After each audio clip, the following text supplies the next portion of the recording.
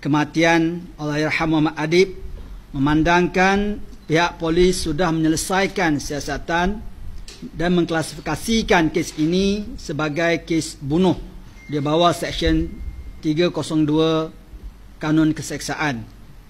Pihak tertuduh, 4 orang semuanya, telah dikenal pasti dan ditangkap. Namun malangnya kemudian dilepaskan dengan ikat jamin oleh pihak polis, di mana keberadaan mereka ini tidak dapat dikenal pasti sehingga hari ini.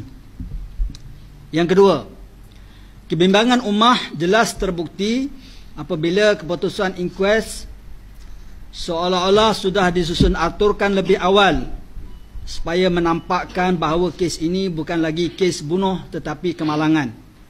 Ini disahkan apabila pejabat peguam negara telah memfailkan affidavit menyatakan Allahyarham Muhammad Adib tidak dipukul, walaupun masa ketika itu inkuest masih lagi berlangsung. Ummah mengesyaki seolah-olah ada konspirasi oleh pihak tertentu bagi menentukan keputusan inkuest.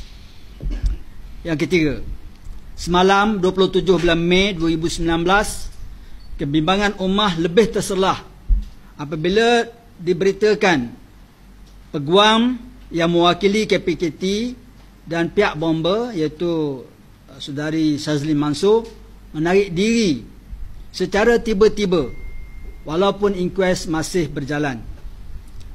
Menurut sebahagian laporan media sosial, penarikan ini adalah disebabkan oleh faktor keselamatan. Boleh refer, saya ada bawa sini Malaysia Kini, ada Asturawani, ada Berita Harian, Sini Harian, semua ada, boleh rujuk.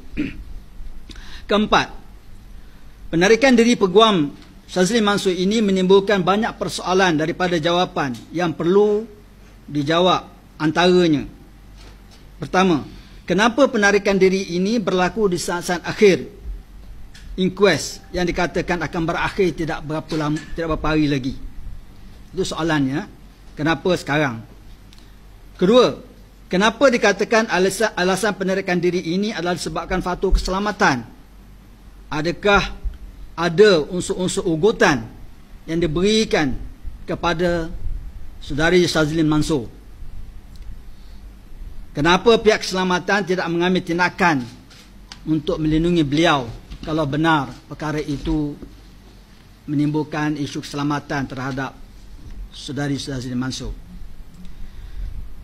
Ketiga, dimaklumkan juga dalam media sosial, arahan menarik diri oleh peguam Shazlin Mansor adalah hasil dari sepucuk surat dari pihak tertentu. Kita nak tahu siapa yang menulis surat ini. Keempat, Saudari Shazlin Mansor juga menyatakan pengunduran diri beliau setelah beliau bertemu dengan Menteri KPKT iaitu YB Zuraidah. Jadi rakyat nak tahu apakah arahan YB Zuraidah kepada peguam dan siapa pula yang mengarahkan YB Zuraidah supaya meminta Shazlin Mansor menarik diri. Sebab kalau kita tengok di sini dalam laporan Malaysia Kini semalam, YB Zuraidah menyatakan bahawa melalui teks mesejnya iaitu beliau diarah untuk batalkan penglibatan Shazlin Mansor. Kelima, adakah pihak peguam negara terlibat dalam penarikan diri Shazlin Mansor dan adakah di sana berlaku salah guna kuasa oleh pihak peguam negara? Keenam, kenapa Menteri KPKT membuat kenyataan secara tiba-tiba bahawa peranan peguam Shazlin Mansor adalah redundant dengan peranan pihak peguam negara, walhal selama ini ia tidak dipersoalkan? Kalau betul redundant, sepatutnya awal-awal lagi dah diserahkan pada peguam negara. Kenapa dikatakan dah nak habis baru dikata peranannya adalah redundant?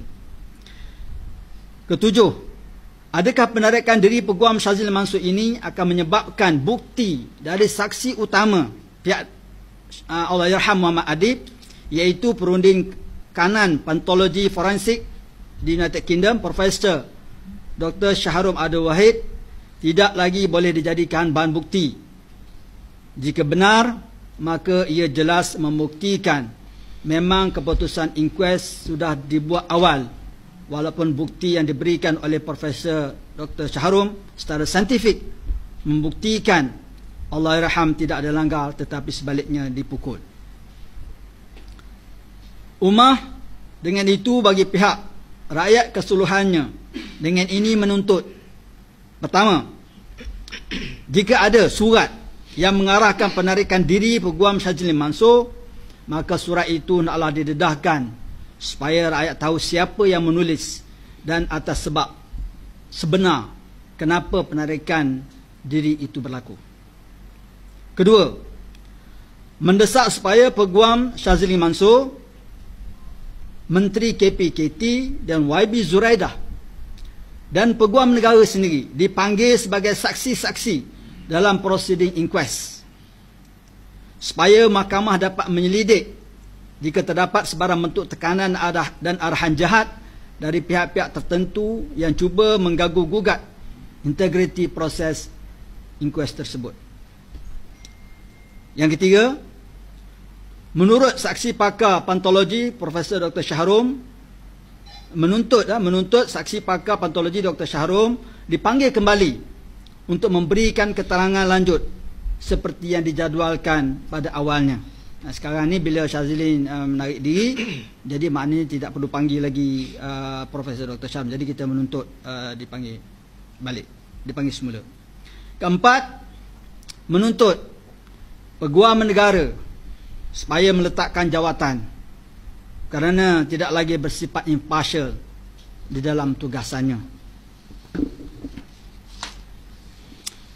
Seterusnya, ummah tidak teragak-agak akan mengambil tindakan selanjutnya demi memastikan keadilan diberikan kepada keluarga Allahyarham Muhammad Adib.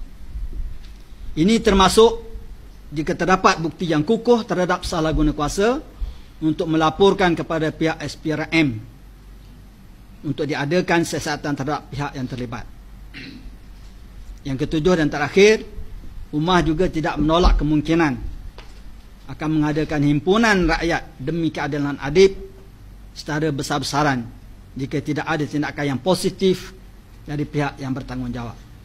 Dan saya nak mengambil kesempatan ini mengucapkan terima kasih pada Peguam Syazli Mansur yang mana kita rasakan telah menjalankan tugas dengan baik dan kita berpuas hati terhadap performance beliau, menyebabkan akhirnya ada pihak tertentu yang merasa tergugat dan meminta beliau menarik diri.